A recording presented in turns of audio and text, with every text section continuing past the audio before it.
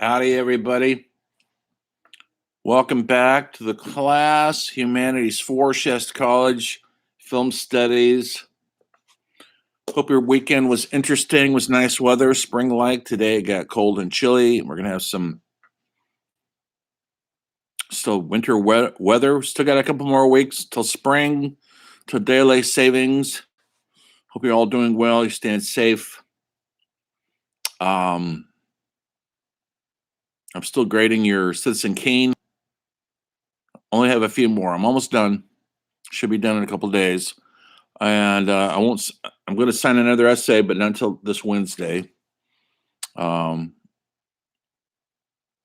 there will be videos to watch on Canvas. I'll announce those, and there'll be, fun stuff to do. Hope you're participating in the discussions. I saw one class was kind of lagging in the discussions.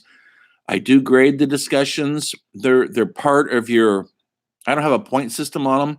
They are part of your participation, which is 10 points. That lets me know that you're participating in the class. That 10 points is also other things, not just your discussions, but it's also your journal. I hope you're keeping up on that. I'll be printing some samples of that. Look for it in announcements. You'll see some samples of the journal. You should be having your journal. There's the class is, once a week for 17 weeks. So you can have 17 entrances.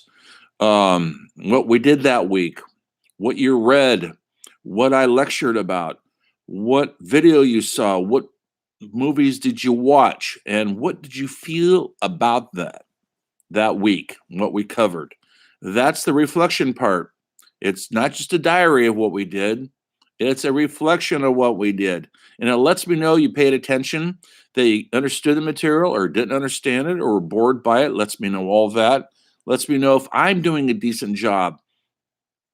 I learned a lot from your journals, and it's an easy 10 points. But your discussions, I go through the discussions and I make sure who's participating, and I make a little list of people who aren't. And I do take some points off at the end of the semester. So please discuss. And this last discussion was an easy one. Pick your favorite film, whatever it is. I don't care what year it is, if it came out yesterday. And then describe 3 things you liked or disliked about it and why. And that's what we're trying to do in these essays. And don't just tell me, or the class, your fellows, classmates, because they're all going to be reading these comments. Just don't say, I think it's got great special effects, or the performances are good, or the screenplay is awesome. What does that mean? I don't know what awesome means. Explain what awesome is. I bet we have different definitions of awesome. I bet we do. So everybody does. And so explain what makes it so awesome. Let's get rid of the adjectives. That's the descriptive words, folks. I don't really care about them. I want to know what makes these movies tick, in your opinion. Now, listen, I realize this is your opinion, but by now, 4 or 5 weeks into the class, you're getting pretty good at your opinion because you're reading the textbook, right? Are you? You're looking at the writing about movies, also the textbook, the little one about the essays. You're watching the videos, you're watching the tutorials, you're listening to my lectures, you're watching the films. So your knowledge of cinema is getting pretty sophisticated, believe it or not. And so that should reflect in your essays. The more sophisticated knowledge you get, the more sophisticated your essays will get. If at the end of the course, your essays have not improved from the early ones, you'll lose points. If I see you thinking about things, that's all I'm looking for. Are you thinking it through? Are you not just copying information off the internet? I mean, I appreciate you guys, when you write your papers, that you have to sometimes do some research. That's great. I want you to. Put all you can into those essays. That's why I give you a whole week to do it. That's a lot. And I know most of you wait till the very last minute. That's up to you. But you usually have plenty of time to see the movie, let it sink in, take notes, and start getting some thoughts about it that are deeper than um, saying something's great or awesome, or you think it's bland. Okay, if you think it's bland, it doesn't matter. If you think it's, you're going to have to explain what that means. What does bland mean to you? I know what it means to me. It means tasteless, boring. It's like getting bland food with no spice. I like Indian food. I like Thai food with spice. So I know what it means, bland. But what do you think it means? And also, I'm going to keep reiterating this because I write it over and over in the comments. Is try to keep your personal opinion out of the essay. Now you're asking yourself, well, how can I do that and write analyze the film? Well, you're analyzing the elements of the film, from the film script to the direction to the actors to the lighting to the themes. You're breaking down elements of the film, but you're not giving your personal thumbs up or thumbs down on the film, or if you like the direction or if you like the themes or whatever. It doesn't matter. I want to see if you see what the themes are and why. How does the film stand up? And what are the multiple themes? Why do you think the director is doing what they're doing? And here's the thing. You guys aren't expert at this. I don't expect that. You could be wrong. That's fine. As long as I see you thinking it through and trying to critically analyze why a scene in Citizen Kane, why he left, for example, I'll give you an example. Why was most of the reporters in the dark, physically in the dark? Did we ever really see a clear out in the light shot of Thompson, the journalist who was trying to find out what Rosebud was? Was he always in the shadows? Was the camera always behind his back? Why do you think that was? Now, some of you did some research, and I'm going to tell you a few examples what could be why. I'm not saying it's an answer, but one answer is he's not that important to the story. And Wells doesn't want to focus on a character that isn't, he's a tool. That's all he is. I don't mean that in a bad way. He's a tool to tell the plot in its meandering way. And so why is it important that we know anything about him? He's not important. The fact that he's looking for a Rosebud, that's the important thing. And he's talking about Charles Kane. Kane drives the story, and not Thompson, the journalist. It loses focus. So Orson Welles just blocked him out. He's got a big part, but we don't really know anything about him or who he is. He's kind of cynical. He's got a sense of humor, I think. He's a journalist. He's been around, but we don't really need to see him that clearly, nor the other reporters. Like when the movie first opens, you see them in the room. They're all smoking their cigarettes and their cigars. They're in the room after they've watched the documentary on the death of Charles Kane. Why don't we see them? Why doesn't Orson will just turn on the lights, let everybody be seen? Why are they in the shadows? Also, Orson Welles came from theater. The movie's very theatrical in its lighting and its staging. Now, you don't need to see that this close, but this at your stage and your beginning stages of film discovery. But that's a key to a lot of the direction of that movie. It was theatrical. Lots of theatrical lighting, lots of theatrical camera angles. Remember? Always with the camera very low looking up. That's very theatrical. And Orson Welles had directed on Broadway, Shakespeare, successfully and not so successfully. And his whole past was theater. stage theater, not movie theater. He loved cinema. He loved Charlie Chaplin. He adored Buster Keaton. He loved this film, uh, uh, Battleship Potemkin.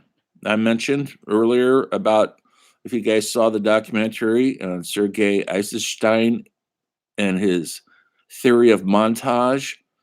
Kane loved Orson Welles grew up with that. He loved all that. And he loved John Ford Westerns too. John Ford, who had done, we talked about him, right? Who had done Stagecoach and Grapes of Wrath and so many. And John Ford really worked with Greg Toland and Grapes of Wrath, and he was doing deep focus. Orson Welles didn't invent it, but he worked with the cinematographer, Greg Toland, who essentially sort of did. And so without Greg Toland, there would be Citizen Kane, period. Orson was a young man in a candy shop, and he wanted to explore all sorts of avenues of cinema and what the camera could do. And so that film is full of sort of playful ideas, playful themes, and the way he portrays the characters. It's not done straight out. It's not a straight bio flick. It's done in flashbacks and flash forwards, and we never know where we are sometimes, and that's fine. That's how our lives are. We don't live neat, orderly lives. And so he has this very complicated man, and he tells it in a fragmented manner that maybe reflects real memory. And the reliability of that memory. Is it reliable? Are our memories reliable? Everybody has a different memory. Everyone sees things and remembers things a little bit differently. And so that's what that movie was trying to capture. If you mention any of that stuff, that'd be great. Rosebud. What was Rosebud? Yeah, it was a sled. We get that. But what does it represent? If you said anything about loss of childhood, loss of innocence, the loss of the love of his mother, you'd be pretty close. Okay. So that's a little bit of Citizen Kane, what you could have written about. So the next film I'm going to sign is going to be a movie from the 50s, because we're still in the 50s today. We're going to go out of it today. We're still there. I'll sign it on Wednesday. So I'll let you know what that's going to be Wednesday. But right now, I want to talk about the chapters in the book. This is the story of film textbook, the big one. You should be on chapter 6. If you read chapter 6, I'm going to be covering that area today as much as I can. And also the documentary I want you to look at on Canopy. It's going to be chapter 6 on there, and you get to see a visual. And I'll post this stuff on Canvas, where to go look for it, how to find it. Hope you're watching that documentary. It helps follow the book, and it helps with visualizing what I'm talking about. I'm going to talk about the explosion of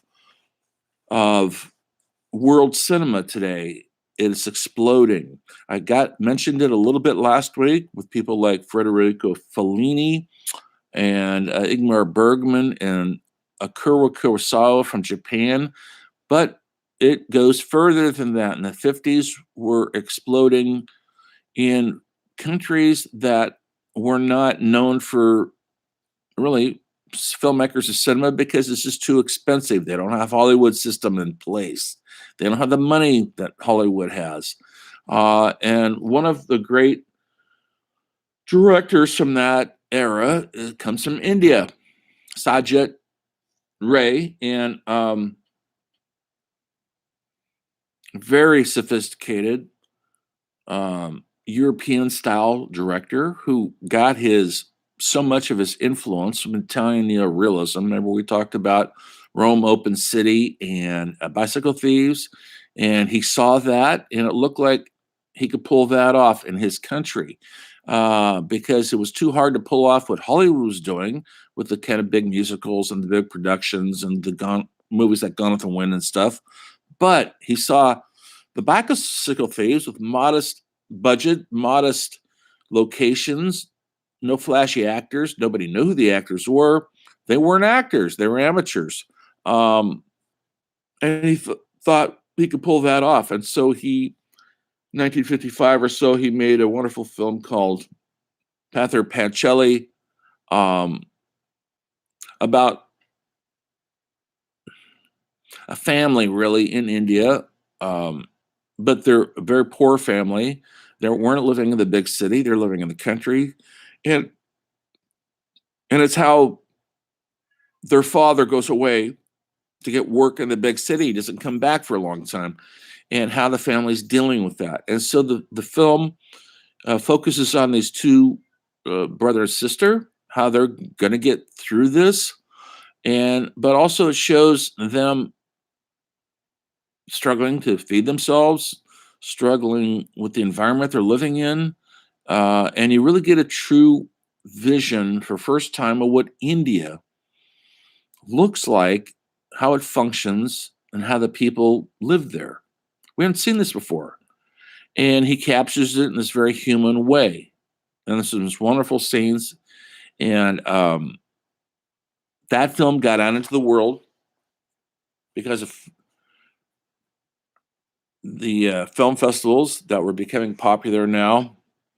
And remember what I told you earlier last week? Film schools were starting to pop up. You could actually study cinema in college in this country. The GI Bill opened up a lot of education to a lot of returning veterans. And that meant the curriculum opened up. They just weren't studying reading, writing, and arithmetic. They could study all sorts of things. In the arts, and elsewhere. And one of them, the main ones, was they got to study cinema for the first time. It became something worthy of study. And so in the 50s and 60s, especially, you study film studies like you guys are doing, like you all. And this is how you're exposed to these different films that you would not normally see at your local movie theater. Because his films did not play at the local bijou cinema down your street, but they did play in college campuses and film festivals if you ever had a chance to go to one. And in those days, there wasn't that many. Berlin, after World War II, not yet, but there was the Cannes Film Festival and the Venice Film Festival and a few others. And these films were playing there and they're getting noticed. And they're getting written about in this French film magazine called Cahiers de Cinema. I'm going to be talking about that on Wednesday because we're going to get into what they call the French New Wave cinema, early 1960, 59, 60, that abouts. And this magazine, which was called Cahiers de Cinema, which was simply notes on cinema, was an intellectual, academic magazine for cinephiles. They took cinema very seriously as an art form, and they started writing about movies beyond a thumbs up or I like it or a thumbs down. They started critically analyzing films, mostly American films, because that's what played out into the world. That's what played in France. Now, they'd come through World War II, and nothing was happening then because they were occupied by the Nazi Germany. But after they left, their culture and the cinema culture exploded. I'm going to be talking about France on Wednesday. Today, I want to stay on to India and some other ones. But that's coming up on Wednesday. Read chapter 6. It covers all this. It also covers two of the movies I'm going to ask you to look at this week to write your papers about. It's in there also. One of them's called A Rebel Without a Cause with James Dean, and the other one's called On the Waterfront you can watch them right now. You're going to probably have to pay for them unless you have a service. The other one's called On the Waterfront with Marlon Brando. They're movies that changed everything again, because they changed the face of cinema acting, with the method acting. Hopefully, you guys watched the documentary that I had yet watched last week on Lee Strasberg. Yes, it was in German, but most of it was in English, and I'm sure you could get through it and understand it very well. It's the only documentary I could find on him that's free, so that's why I signed it. So anyway, all this stuff is tying together. World cinema is changing, but then it reflects back onto the U.S. cinema and Hollywood. Because what's damaging Hollywood right now, what's taking lots of profits out of Hollywood, and when I say Hollywood, I'm talking about the Hollywood film industry. Just use that title, that term. What's happening is television. 1948, television started broadcasting. And in 1948, 1949, 50, very few people had TVs across the country. So there was very little threat to Hollywood. By 1951 or two, televisions were very affordable, black and white. Of course, there's no such thing as color yet. And programs, people started tuning into television. They stopped going to the movie theater. Guess what, folks? Television was free. This is before cable, before streaming services. Everybody had an antenna on the roof, and you could get a couple channels for free. And you could watch sporting events, you could watch the news, you could watch theatrical events. And television series started showing up like I Love Lucy and The Honeymooners. And these things were very popular. And people started staying home in droves. And Hollywood started losing lots of money because nobody was going to the movie theater. And so in the midst of television revolution, which really reflects on cinema revolution, the world cinema is coming into America for the first time, and that's competing with Hollywood cinema.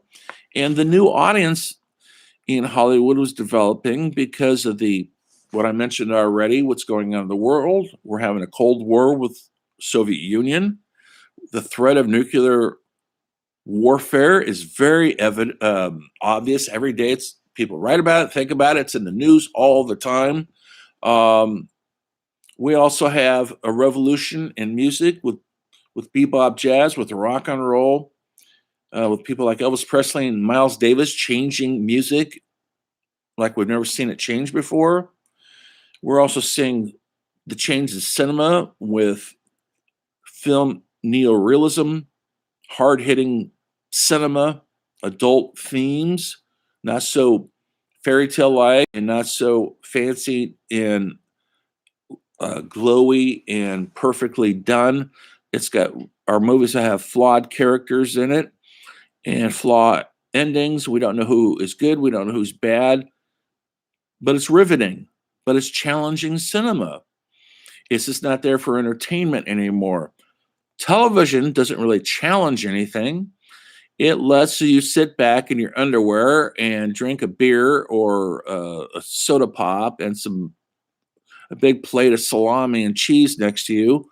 And you can sit there and watch it with your entire family. And it's free, folks. You're saving money. And it's humorous and it's funny and it's good family entertainment. And there's some wonderful programs too. I'm going to sneeze. Pardon me.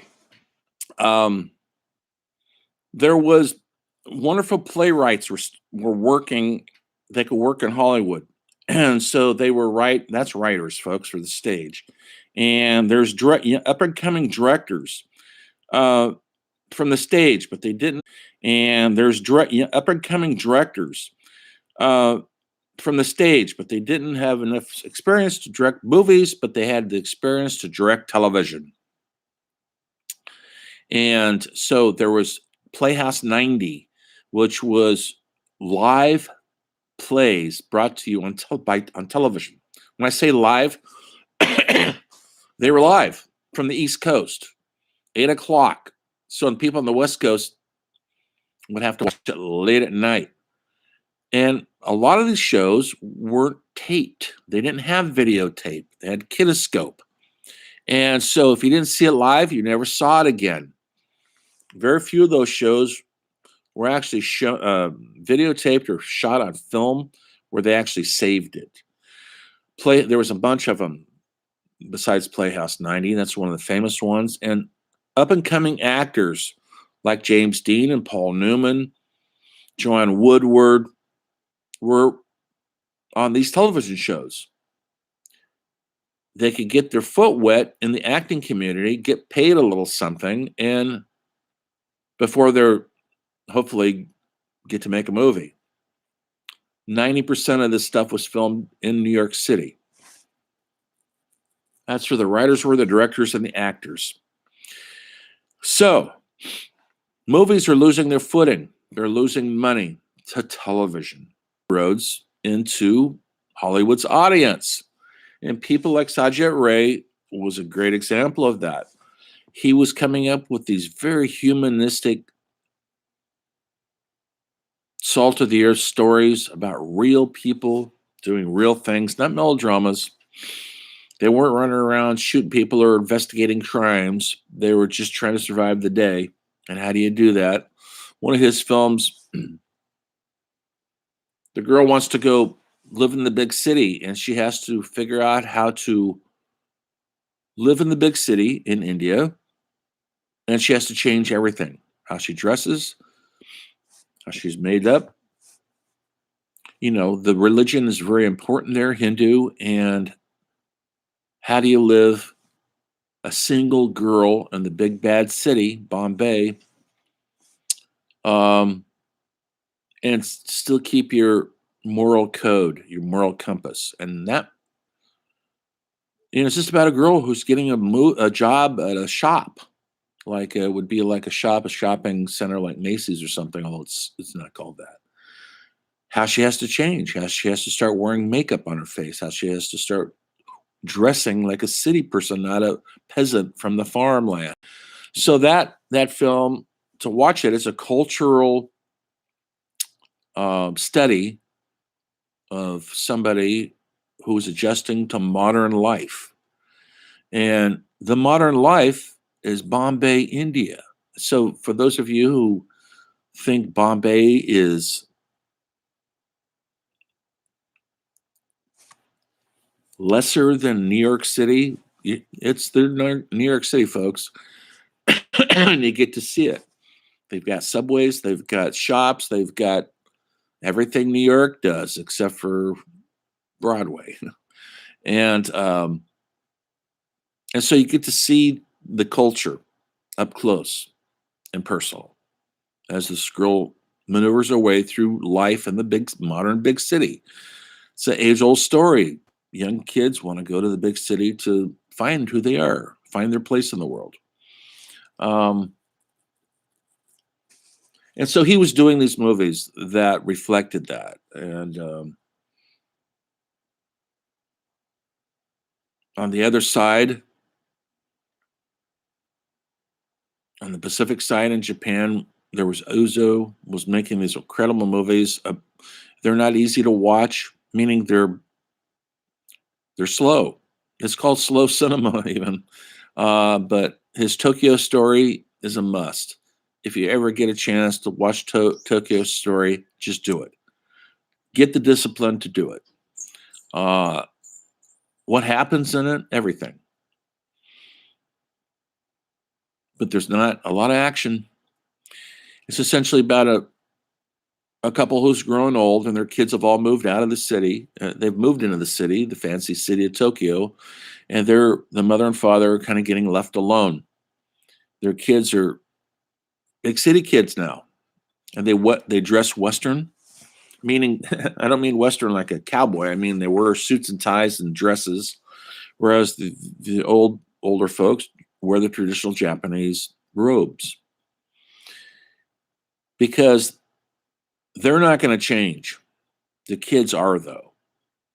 And so when you watch Tokyo Story, you see the heartbreak of the kids who love their parents, and they're trying to stay true to their parents and love their parents, but they have to break free and establish their own lives. And Ozu had a way of putting a camera on something, and he just observes. He doesn't move the camera. He shot very low angle, not like Orson Welles shooting up, but he literally put the camera down very low. In fact, there's a tripod that he invented so he could get the camera almost on the floor.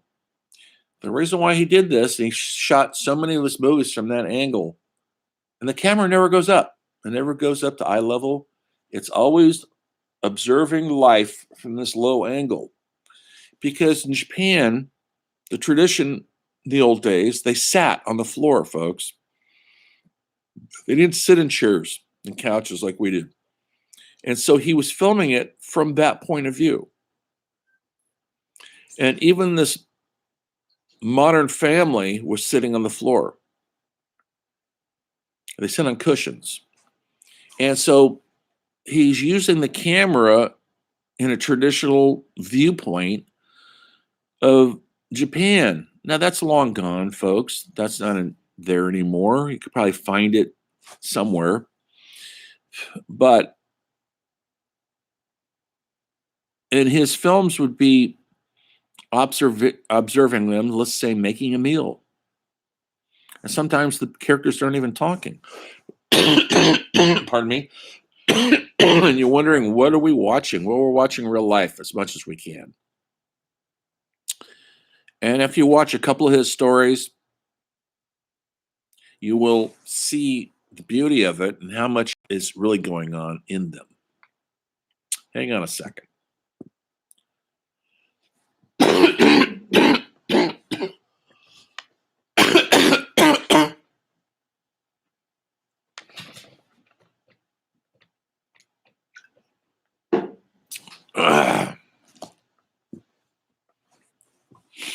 Pardon me. I had a coughing jag. Anyway, so on chapter 6, I want you guys to look at this chapter because it talks about director I mentioned last couple weeks ago, Elie Kazan, how his directing changed the face of cinema, changed the face of acting, how we approach acting in this country and anywhere, actually. And he directed some of the greatest method actors in the history of acting, like James Dean in East of Eden, Marlon Brando and Streetcar Named Desire, Felix Zapata, On the Waterfront, Montgomery Clift, and Wild River. And his stamp is so powerful. These actors were so powerful. You didn't see these guys on television like this. James Dean did do television early on. But we're seeing raw emotion taught by Lee Strasberg and other acting teachers in New York. Stella Adler was one of them, who was an offshoot of Lee Strasberg. And Marlon Brando's really studied with Stella Adler, woman who was an actress at one time. And to this day, people are studying. I mean, these people are long dead, but their acting classes are still going. I mean, people like Al Pacino studied with Lee Strasberg, Robert De Niro. So it was ongoing. It still is. You can still apply to the Actors Theater. I think they call it the Strasberg Institute now in New York, and people are still studying there to learn about sense memory. So when you're in a scene, an emotional scene, and you need to cry, don't fake it. Try to find a memory from your past, something you lived through that made you sad. Somebody dying in your family, animal passing away, your parents sick. Think about that when you're doing that scene.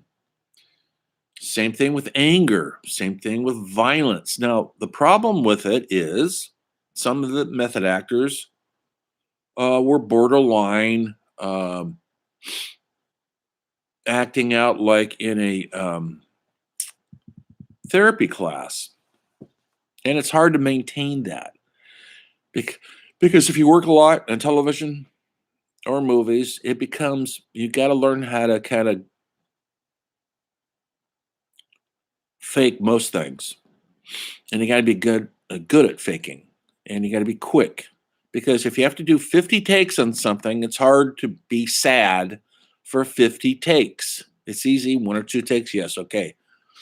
But if you're there all day and you have a very demanding director and he does 40, 50 takes on an emotional scene, you will be a complete blithering idiot by the time you're done. I've directed movies, a few, 8 or 9 movies.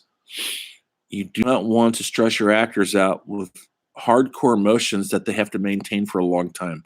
A good example, maybe you've seen The Shining. We'll talk about horror films later. Not yet. The Shining, if you've seen it with Jack Nicholson, Shelley Duvall. Well, Shelley Duvall in the movie is hysterically crying for 70% of that movie. Well, folks, the movie's only 2 hours. Well, it took him 8 or 9 months to film it.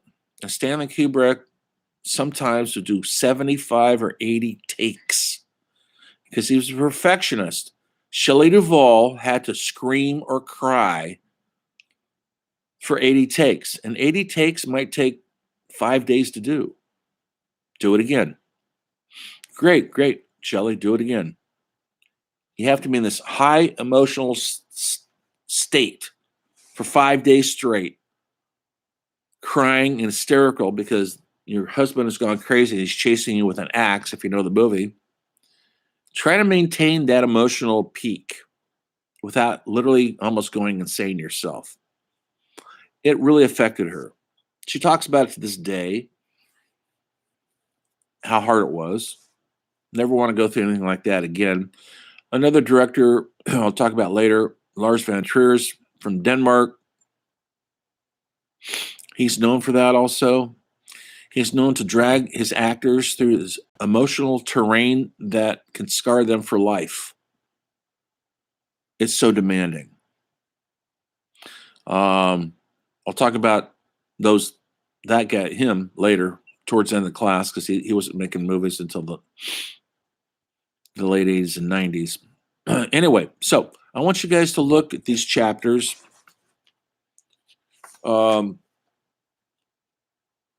I mean, there's so many movies in these chapters, but it also covers like the Joan Crawford movie, Nicholas Ray movie. Nick Ray was a director who directed In a Lonely Place, which is a wonderful film, Humphrey Bogart, but he also directed Rebel Without a Cause with James Dean, but he also directed many others. Then his career went in the tubes because he couldn't play the Hollywood game,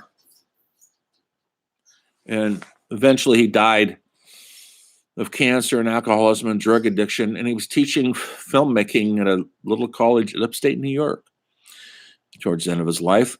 Anyway, but he directed some awesome films in the 50s. We're still in the 50s, folks. Enjoy it. We're coming out. What's going on in the culture? I just told you. We have the threat of nuclear war. We have rock and roll. We've got music changing. We've got literature changing with On the Road by Jack Kerouac, or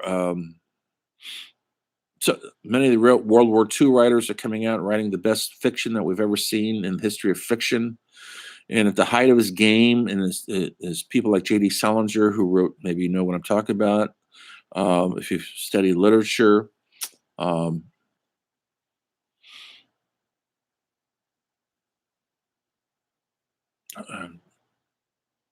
Wow, I can't even think of the name of his famous novel, Holden Caulfield and Catcher in the Rye, of course.